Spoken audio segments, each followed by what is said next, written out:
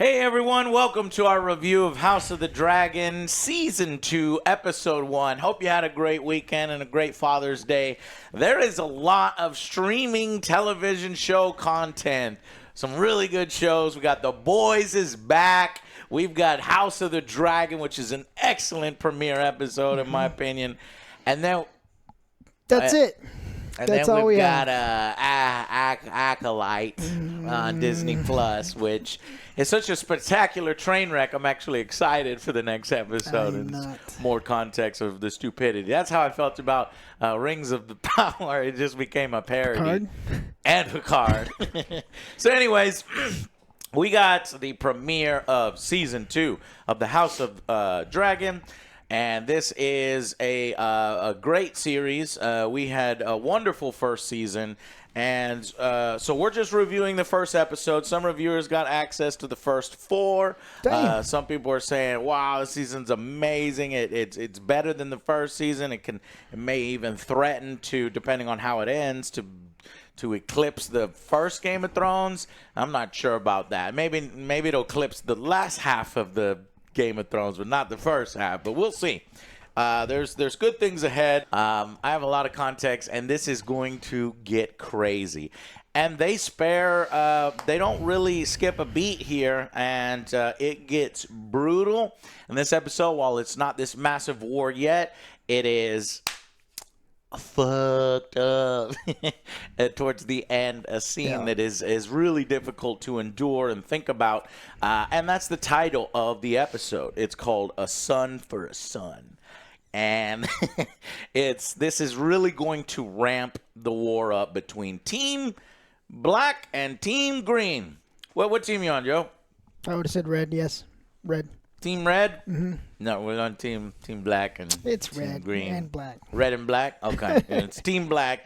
Okay, so basically, there's a few things that deviate from the source material of the book in 2 ways. Yeah. And I think these 2 ways are done slightly worse, but there are other things that are done slightly better. And like I said, if you're going to deviate from the book and stuff, do it better. So I really appreciate when that happens. But I think the brutality of some of the things depicted and the intelligence of some of the characters in these opening shots in this war is a little stronger in the book. We'll talk about it in spoilers. However, I think everything was well acted. I appreciated the recap at the beginning. We needed that. Yeah, we needed that. We start with a new title sequence, and I love it. I still think we shouldn't be using Game of Thrones music. I really wish this series had its own, kind of music. But this one's a tapestry, the tapestry of the history, and you see a lot of the Targaryen history, the invasions and stuff like that, as opposed to like the bloodline thing that they were doing before. But yeah, this episode just deals with the fallout, the sort of cliffhanger ending that we got last season. Luke is dead, Lucerius, and the Queen is, fucking shocked and rocked, and so we get the title. And of course they've usurped the throne, and now we have the Queen in Dragonstone, and then the Aegon in King's Landing, and these two are going to come to blows with the first son killed on Team Black, and this episode deals with the fallout. So, very good for me. What did you guys think of episode 1? Still loving this series. It's a breath of fresh air after seeing some shite. You saw some shite? Yes. Shite. Fucking Disney. Yeah. Picks of shit. Aemon is still fucking badass. I still like him. Damien. Aemond. Oh, the eye patch guy? Eye patch. Yeah. Yeah, he's badass. It's like, well, I guess we'll...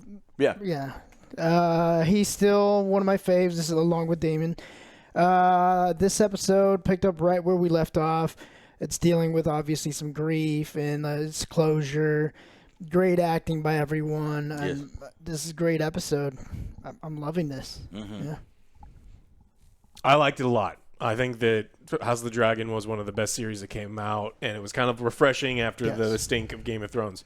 But I felt that this episode was a little more muted than I thought it was going to be. Yeah. I was expecting, we delved into the grief. They did a really great job. All the actors are killing it. I have no issues with that whatsoever. But at the very end, they kind of pulled back. Yes. I mean, we have seen in the Game of Thrones series them murdering children that are suspected Bobby B bastards and murder children. And this one, they kind of, it's like they PG-13'd up the episode, and I was surprised. I thought we were going full Red Wedding type stuff. And so I think it's a great start. There's some weird hair growth serums going on in Game of Thrones where that guy grew like a foot of hair in 2 days. It's okay. One of the other son, but it's really good stuff. I'm excited for it to go forward. It was just, I was really hoping for them to knock it out of the park, and I felt like pulled their punch a little bit. They did. They definitely pulled their punch with the revenge at the end. Now, I don't know if it's because HBO is like, okay, well, this kid is this age, and we're not going to show something like that. However, it is still really brutal. You hear a sound effect. The sound effect is crazy.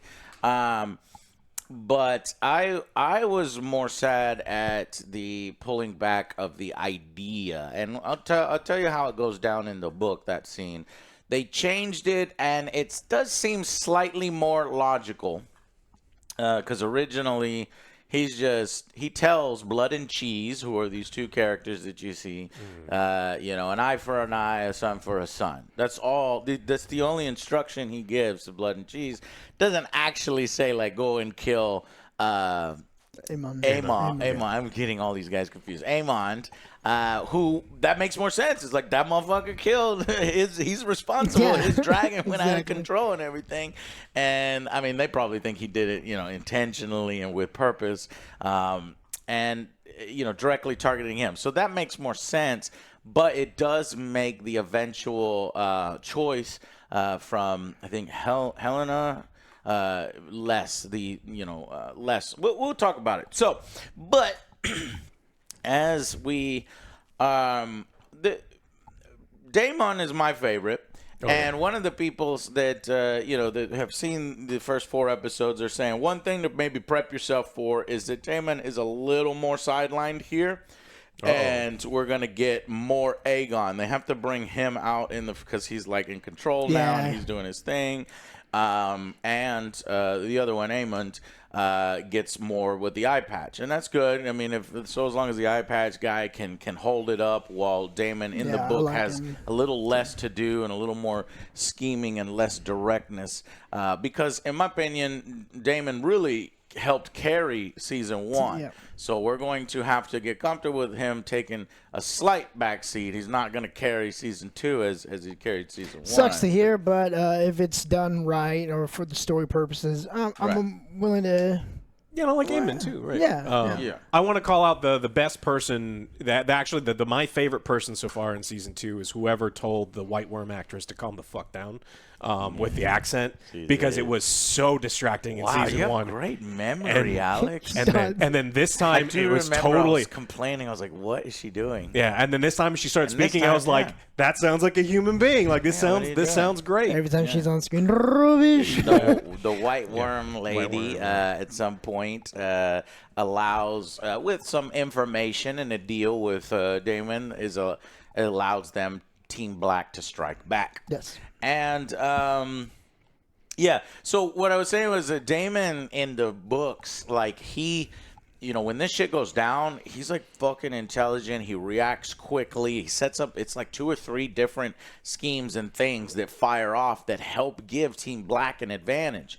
But here he's like, let's go get him right now. Yeah. And then she's like, no, shut up. And he's like, it makes him look slightly ineffectual until the end, where he hatches a plan and gets a slight revenge. Maybe not in the way that they wanted, but it makes him slightly more ineffectual. But in the books, he's like, he does some opening bits that so I'm like, damn it, okay, this might be the beginning of some of that that we see. I mean, George R. R. Martin had that quote. I mean, we read on an Acolyte thing, right? Oh, yes. It's like your own stamp. He's definitely seen this whole season. I imagine so. And I think, this particular one might have been done for brevity, because a lot of the plans, when you're reading a book, you can you can show the end result of 3 hatch plans in a sentence or 2. You know what I mean? Especially like opening shots that are small little bits here and there that weaken the cities and stuff like that. But, you know, you'd have to devote a whole episode. Which you got to talk about. There's only 8 episodes. So I'm sad about that. So last season we got 10, and I'm like, bare minimum 10 on these things, please. And we went down to 8, like Acolyte and some of these other shows have been doing. What? So I'm like, You. Acolyte. You. Never heard of it? No, what? It was an The hour. power of 1, Joe. My brain hurts. The power of 2. No. The power of many.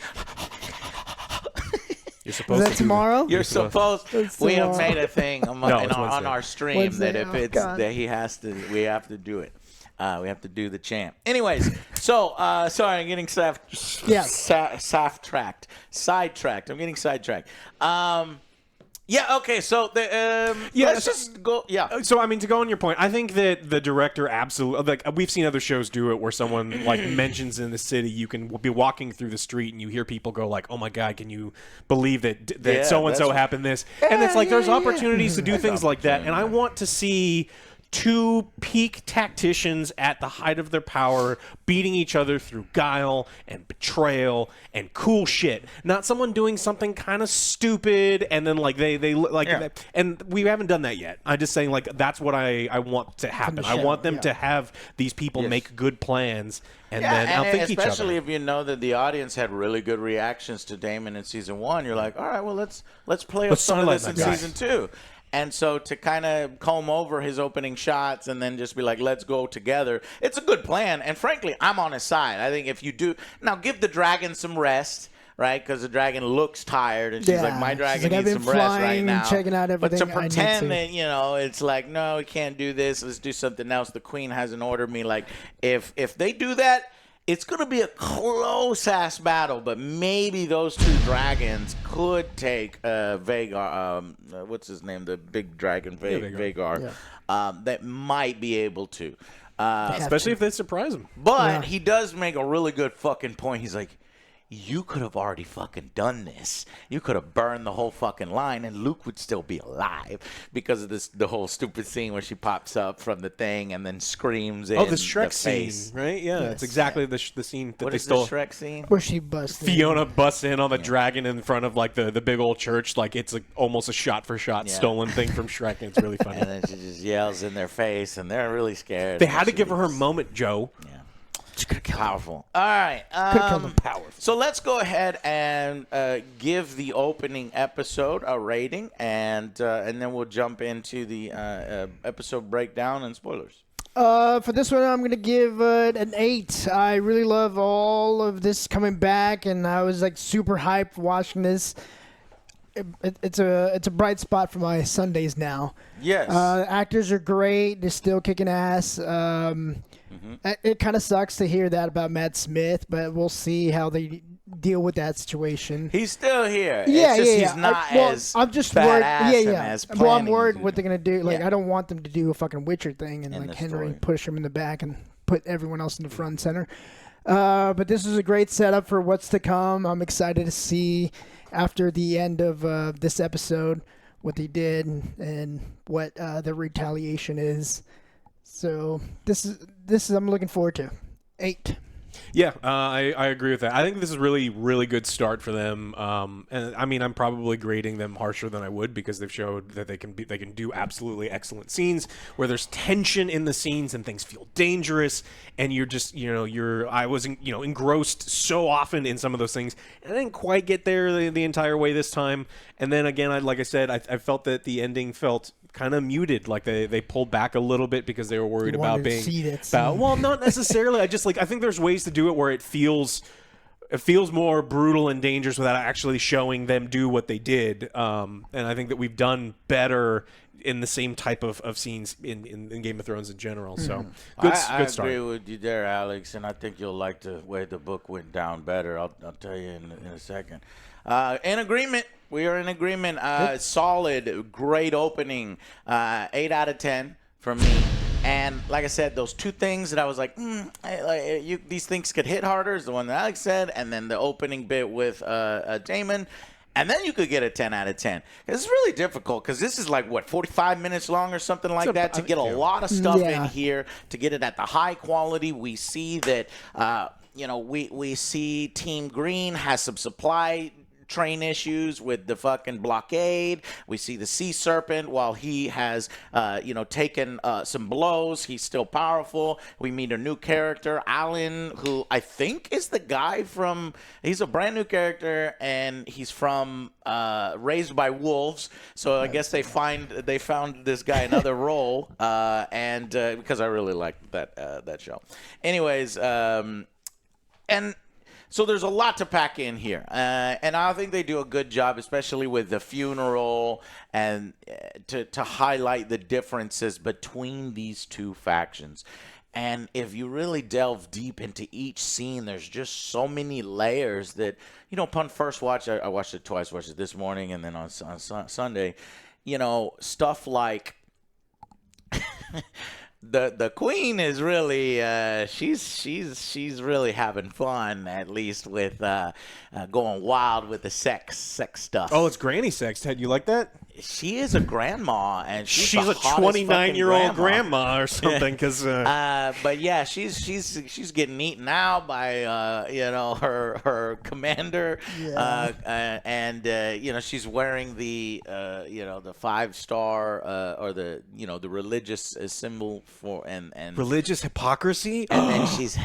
And then she's helping him put his white cloak back on, which is a symbol that they don't have. When sex. they bust in, yeah, they're not supposed to have sex. So it's being just like super hypocritical. They're very hypocritical, and I just like how everything kind of plays into that. And then plus, she got so pissed at Rhaenyra in the first fucking season. Rhaenyra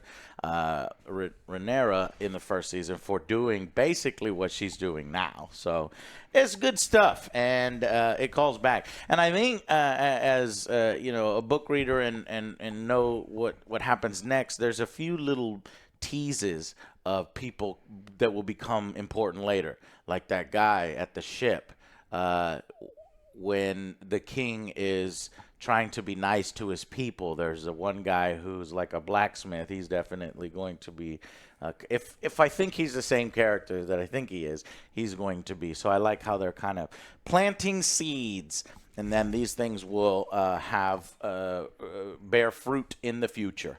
But the end of the show definitely bears fruit.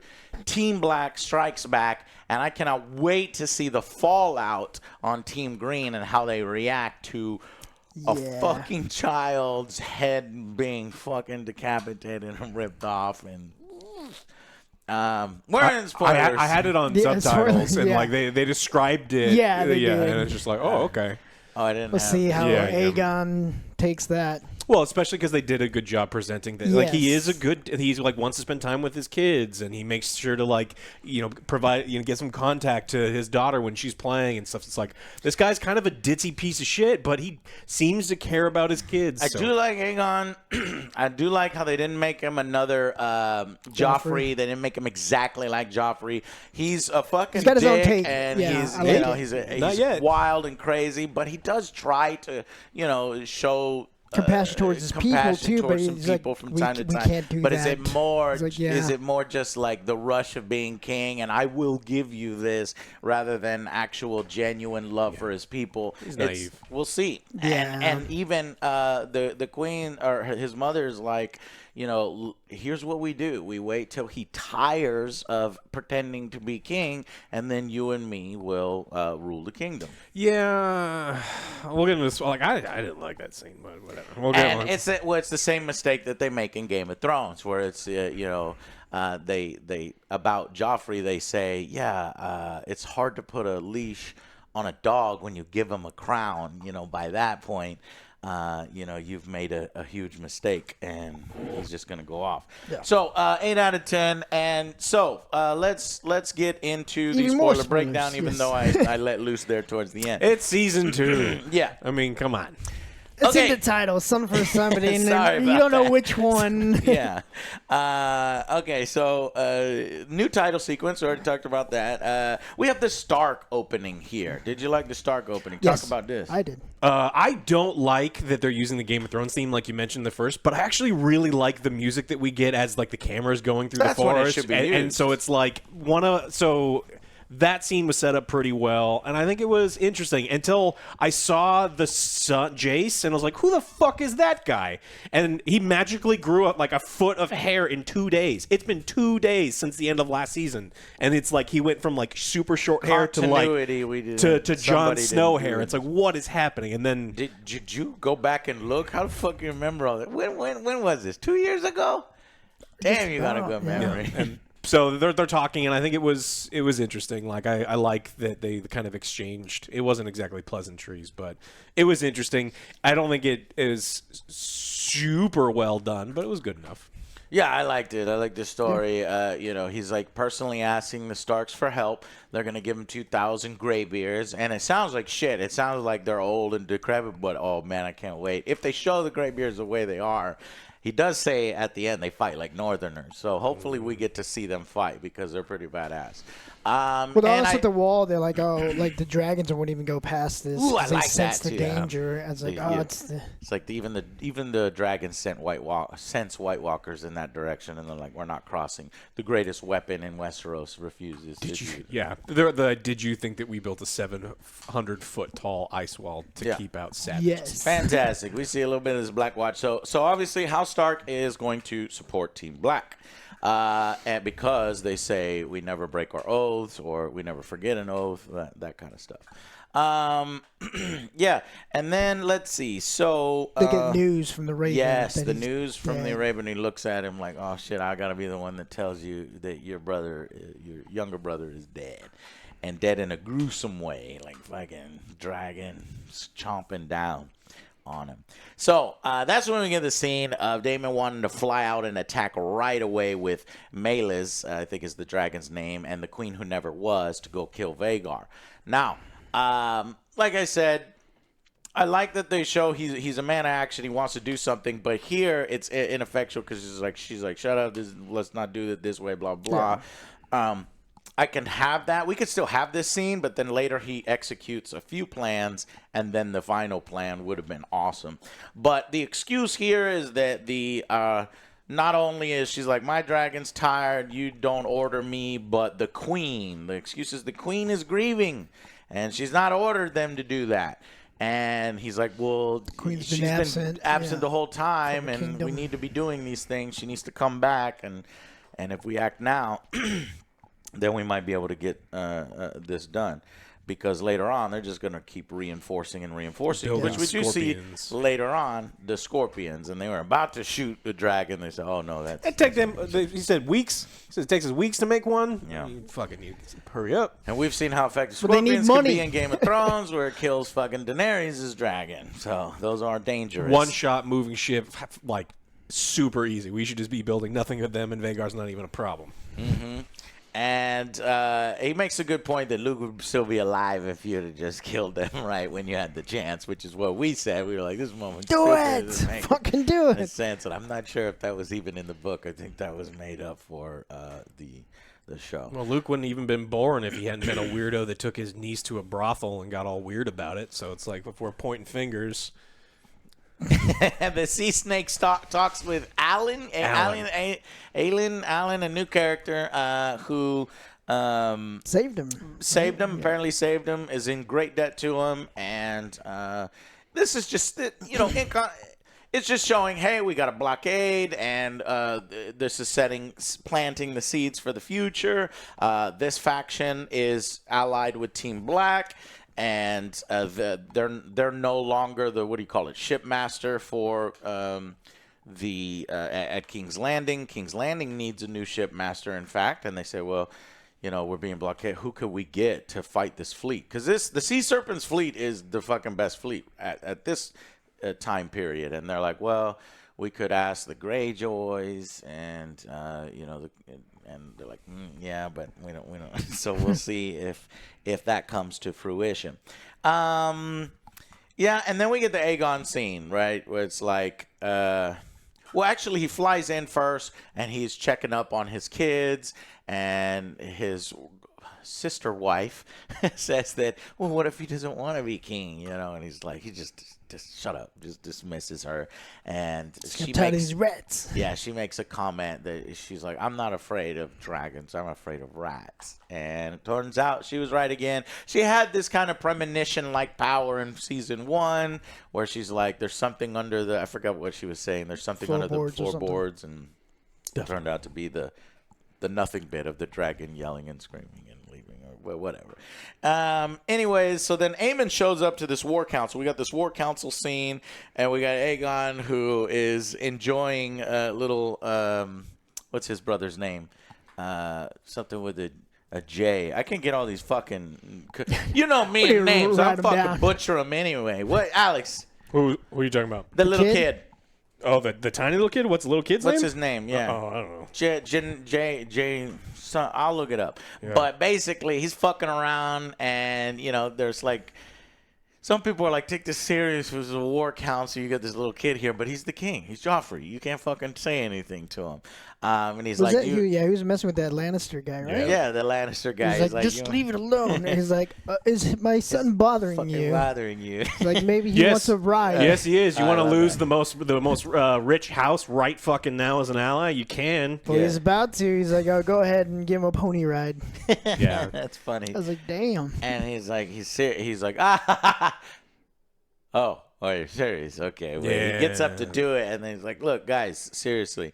And then Aemon comes in here, and his mother's pissed at him because, that's fucked up. Started outright war, chomping on Luke with his dragon. And she's like, why is he here? And he's like, Aemon is like, well, I asked him to be here. Or Aegon is like, I asked him to be here. So, yeah, hopefully we get a bunch of good stuff from him this season, which I'm sure we will. And, yeah. And the Hand keeps, he's in the ear of the king. He's like, we need to show patience right now. And ultimately, I think that's he kind of wins that over. Meanwhile, we get the feet guy. The feet guy updates her. Yeah. Lord Lares. The updates are that all the traitors have been killed, and he had all her people replaced with his people that he trusts, and she don't like that because he's a creep. He's a creepy guy. Can't trust him. In fact, she's bathing, and she can't even she's probably because she's having sex with Colton, and she's like, I can't. And then plus all these handmaidens, just get out of here, go. So. She's struggling behind the scenes a little bit. Yeah. Queen Rhaenyra finally has a scene, and this helps culminate in her return to Dragonstone. She wanted to see a body. She's sad. She's gone. She's out. She's looking at the ocean. She's crying. And then she even sees like the wing. There's some fishermen had caught something, and she notices. It's a fucking wing and clothes of her fallen son and her dragon, his dragon, and she just cries out. There's no body. Yeah, well, that's actually, I like that you say that, Joe, because in the book, it leaves it open. They say 3 different things that could have happened to him. That, like, he got devoured in the air, or that later on he got killed and his eyes plucked out and used by some brutal guy on Team Green, or that he fell and he hit his head and he forgot who he was, and he was like a fisherman for the rest of his life, and he lived on. So I kind of like that openness, but no, in the series, he's fucking dead, and you see the dragon eat him. You fall from that height, you gonna die. Yeah. So he's dead. Anyways, King Aemon tries to be generous. So this is the scene of him trying to be magnanimous, Yeah. But every time he does, we can't do that. Yeah. Like, no. Then everyone's going to want. Stops all of it. He's like, well, we already made promises to this. The dragons do need to feed, especially if we're about to have a war. But notice that the guy who's like, hey, can we get paid up front instead of get paid at the end? We're struggling. he's like, yes, you will. I will make y'all whole. And then when the hand tries to come up to stop him, he's like, we need these, the small folk to support our war efforts. And then he just turns around. So that guy got what he wanted. I mean, this is something. It's just like Otto was presented last season as kind of like the tactician, and like he's been kind of an idiot this entire episode. No. I think he's showing exactly what he is. He's basically manipulating the king. He's still somewhat in control and kind of pulling the strings, which is why Lord Feet Guy. Well, Feet Guy wants to replace him. Get rid of that guy. Yeah. Because he notices that, he's like, hey, you want to make your own decisions? Yeah. This guy's telling you everything to do, and guess what? You're doing everything he's telling you to do, and he's your father's hand. He's not your hand. So I thought it was working, but you no, because the first thing you do is make sure that there's scorpions all over the town, and you make the Smiths happy. Like, fuck the guy with the goats. You don't care about him. But the people that are making your main line of defense against the nuclear option. Yeah, you would say that the hand would be like, yep, good. Absolutely. Make sure that guy is paid. Make sure also you don't get to take 2 weeks to do it anymore. I think what they're trying to do is they're trying to elevate Alicent, who honestly should probably not have very much to do because she's not that tactician. She's not the family tactician. And so she goes in there and is like, you got to let me talk. And he doesn't say, well, you don't know shit about Dick, so go off and fuck your guard. Excuse me, Alex. She knows a lot about Dick. Yeah. Well, up at this point. She is doing a lot. Yes. Doing it a lot. Yes. Now she that's not what you meant. Okay. Well, yeah. And so, like, she's like, I need to be in his ear. And he's like, why? You don't have the guts. You don't have the nerve. The reason that we're in this situation is because you wanted to play everything exactly wrong. Yeah. And so it's like, it feels like she's an idiot. This is why I don't know why anybody would be on Team Green. Well, so what I'm saying is, like, I don't feel like, I always felt like Otto was presented in a way where he would be telling her stuff like that. I mean, not rudely because it's his daughter, but it's like, hey, you maybe don't have the nerve to do what it takes to win this war, and unless she doesn't. Yeah, and so, but I would feel that he would say that, and so it's like, why is he not saying any of these things? Why is he not chastising his grandson for like, this is the richest motherfucker? He's the master of corn. He's the richest dude in all of Westeros, and he's paying for this war that's going to happen. You do not get to embarrass him because you brought a kid that shouldn't be in here. Yeah, and she's making a point that the boys are the only ones that listen to her, and she needs to stay their hands. And she's like, I'm not too worried about him. I'm worried about Aegon, going off and basically becoming a Joffrey. Yeah. And so her father is basically undercutting her, and she's like, don't do that in front of, everybody. So, yeah. And what's next? Then, so we get back to the scene. Daemon and the scene with the captured white worm lady, right? Yeah, so one of the sea snakes ships finds her. She's fleeing from King's Landing, and so they bring her back to Daemon for kind of questioning and for treason because she's a secrets broker and she's been selling secrets to the Greens. She has no loyalty, only transactions. Yeah. And no more accent. Right, and he fucking is mad as shit with her, but actually that city watch guard guy kind of defends her. He's not a guard. He's like one of the brothers who was loyal. Yeah. Said, "Hey, I'm just speaking up on her behalf. She's on the up and up. She's telling the truth, And he's like, "Why do you even care?" He's like, "Well, I mean, kind of look what I did for you. My twin brother, I chose you guys because this and that." And he's like, "All right." So then he kind of gives her a little bit of a chance. He wants to make her a deal with her. He needs some information to set up one of his plans here. And so in exchange for her release, so they make a little deal there. And who knows, maybe they'll get back together or something because like she was his previous flame in the past. But we'll see what happens there. And the elder son comes home to Team Black, and he's reporting in to his mother. He's saying, we have 2,000 soldiers from the Starks. These other guys are going to support us, but he kind of breaks into tears as he's trying to give his report, and the mother notices. Yeah. And he's still a boy, he's still a young kid, and he's mourning his brother's death. And that's when we get that funeral scene, which I thought was well done. And then you have the two different scenes from how the two different families are doing it. And we have Alicent. Alicent lighting candles and Lights stuff. one form. That's to Alex's point, and to the point that her father was making. Is like, you don't have you have sympathy for our She sent a enemies. letter over there. She's like, hey, I'm sorry. Yeah. Yeah. And Aemond is She's like, yeah. This is weakness. She has love for the enemy. Fuck her. Yeah, that's not right. Okay, so and then Daemon goes undercover into the city and basically hires Blood and Cheese. I don't think in the actual show do they ever reference them as Blood and Cheese, but that's not their names. It's just their code names because it was never. Yeah. It references them as cheese in the subtitles. Does it? Yeah. Oh, cool. And so you have. While this is going on, while Daemon is hatching his plan, you also have simultaneous the scene we just talked about where the Lord Commander and Aemond is scheming. Yeah. And Otto walks in. He's like, "What the hell are y'all doing? You better not be scheming without the king." It's like, bro, you are the biggest motherfucking schemer of everybody. You're not supposed to know that, though. Yeah, exactly. He's like, I'm doing what's necessary for my house. So yeah, I'm doing like, what yeah, it takes. you do Like, it. yeah, I was young once too. Do things. Basically, shut up, do what I want, and stop doing what you're doing. And yeah, so he tells him to keep a grip on his impulses.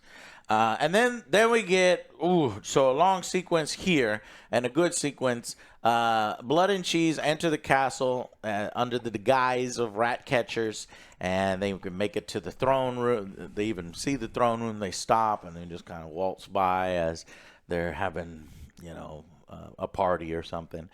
And they actually find a handmaiden, and they're gonna go to kill her, but then they turn around and she runs off, or she's disappeared. Well, before that, like they her. were lost because he's like, all right, well, this is all I know. I don't go up top. He's like, you're a fucking idiot. Like, we're sent to go kill royalty. We need to go up top. Yeah, He's see, like, that's well, where... I don't know where to go over there. No, he doesn't say that. He says He's not allowed way to. more. It's like there's way more guards. But like he said, is like, I don't go up there. I don't know my way around. He doesn't know his way around upstairs. Yeah, he's like, I don't go there. There's more guards, and he's like, well, what did you? He's like, but that's where he is. That's where we have to go. And so he they kicked have the a dog. fight. Did you like? Well, that is the kick the dog moment where you're like, fuck this guy. It's like, he's gonna die. You have no sympathy for these people. It was the most brutal scene in the whole episode. These are bad guys. They didn't even need to set that up. No. Because he's actually not the one that really does. I guess he does help do the deed, but it's the other bigger fucking guy that is doing that. That's bloodthirsty. So, anyways, Helena. So they find Aegon's sister wife, Helena, and they make her tell them which is the boy because they can't figure it out because they look the same. And one guy's like, just look for his cock, and I'm like, oh, what is going on here? And he's like, and I guess the guy doesn't want to do it, and she's like making Helena tell, and then she actually has to point to which one is the boy, and then they go to fucking cut his head off, and you hear the sound effect, and she grabs her daughter, and she runs out of the room. They just let her go. And what are they doing? Yeah, it's really haunting, that scene, especially as she's like her reactions and her running out of the room, and then the camera, kind of hiding it. And then she ends up going into Alicent's room, and she's all fucking, porn girl, like fucking on top, and she's like, what are you doing in the room? And it's like, they killed him. He's dead. My son is dead. And so harrowing scene, very actually a son for sure. Yes. Shocking. Is definitely going to stir the pot and small revenge, but just not in the exact way that he wanted. Now the scene is way more brutal in the books. Obviously a lot is left to your imagination while you're doing it, but I think it's way harder. And it's way more emotional because without specific instructions on having to kill the son, because they keep even making a point of this. Oh, just kill the daughter. It's like, no, that's the wife, or it's not a son. We have to kill the boy, the heir. It's like kind of what they're focused on, but that wasn't a focus. And so finally, when they get to Helena in the books, they're like, you fucking choose which of your children we kill. And both of the children are looking at the mother. And they're like, like, oh, fuck. Like, Mom, don't you, Do you remember you said we had no favorites? About to find right. out. And she Should have eaten your and she vegetables. fucking points at one of them, the son. And, and then so Blood and Cheese is like, the son? Yeah. And then they killed the fucking daughter. Or is it the other way around? It's the other way around, and they killed the fucking son. And so then the horror of that, where it's like the one that was that she pointed to, right, to be killed is alive. And so every day when you're looking at your child and your child's looking up at you, that you fucking sentence them to death and they're still alive. Yeah, that leads to something later on in the books. Yeah, that's what I'm thinking. It's going to lead to some later on as well, because like she was pretty quick to just be like, yeah, it's in. Mm-hmm. I was like, yeah, and so yeah, but that like, horror what's is just going on? so much stronger, and I think it would have given it that impact that Alex was looking for, and a little more brutality to that. I mean, we're on Max. This isn't cable. Is it Max, HBO? No, you can't call it HBO anymore. You can't call it HBO Max. It is Max. And only Max. Max. It is stupid. Yeah. So it's gonna be fucking crazy. Yes. The response to this, it's gonna be wild. So we are back, and the war has begun. Gonna be unleashed. And yes, so Team Black gets small revenge for Luke being killed at the end of season 1. And now, granted, remember, Black has more dragons, and they have the Sea Snake Armada that are doing the blockade. However, Team Green has bigger dragons, and I think closer allies rather than further allies, and maybe a little bit more. Cutting the heads off toddlers is not a great way to get more allies. By the way, that's gonna also be a problem in the future. Yeah. Instead of so you did killing what? a small child, instead of killing the grown person responsible. Yeah, I knew something else was gonna happen, because there's no way these two idiots are gonna kill Aemon. He's gonna kill you. You just have to come from this side. Yeah. So the blockade is going to be really big in this. It's a big part of this. I guess they're going to try to get the Lannisters and the Greyjoys to counter the blockade. We'll see how the blockade pans out. All right. Yep. And this is going to get real bloody. It's going to get real awesome. There's going to be fucking betrayals. There's going to be fucking dragon battles. And I cannot wait for the rest of it. So, great start to the season. Looking forward to more. Every Sunday now has a super bright spot that I cannot wait. And, yes, so we will. I think that's it. And I think we covered everything, right? It was a quicker episode. Yeah, it's a quick episode getting things set up. And, yeah. So, we'll see you guys. Leave your comments down below. What did you think of that final scene? And we'll talk to you and see you guys on the next Angry Joe Show. Bye, guys.